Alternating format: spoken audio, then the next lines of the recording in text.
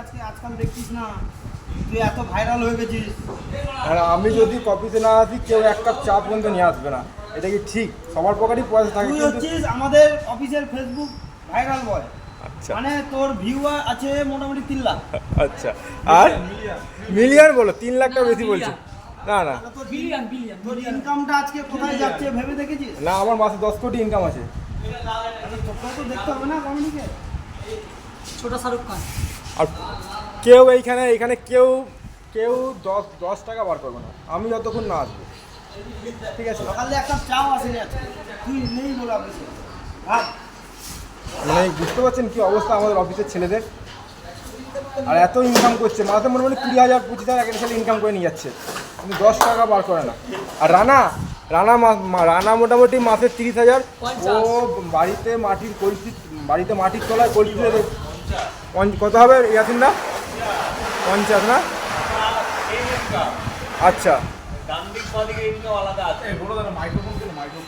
না কি বলছে এটা? আরে আমাকে প্রণাম করে কি হবে? হ্যাঁ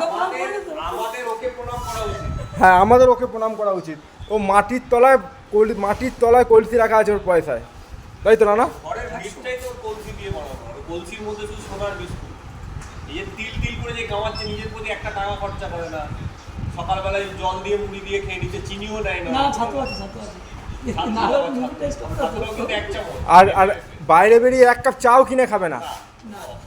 সেদিনকে আমি একটা জিনিস দেখলাম, বাড়ি থেকে ওইখান থেকে এলো, বউকে ফোন করছে যে তুমি চাটা বানাও। আরে এখানে চায়ের দোকান নেই। আর শোনো না, বাড়ি থেকে বেরিয়ে অফিস আসে, শুধু একটাই নাম করতে কোথায়, গৌরবাসু গৌরব চা নিয়ে আসে, গৌরবাসু গৌরব চা নিয়ে আসে। আমাদের খাওয়ায় বাড়ি থেকে বলে গেছে ফালতু দুধ চিড়ে চাপাতি খরচা করে লাভ নেই, অফিসে গেলেই চা পাবো। আমাদের গৌরব খাওয়া নেশা পানি তো বিড়ি সিগারেট আমাদের খরচা করতে হবে নেই, মানে যে টাকা খরচার বই করে না।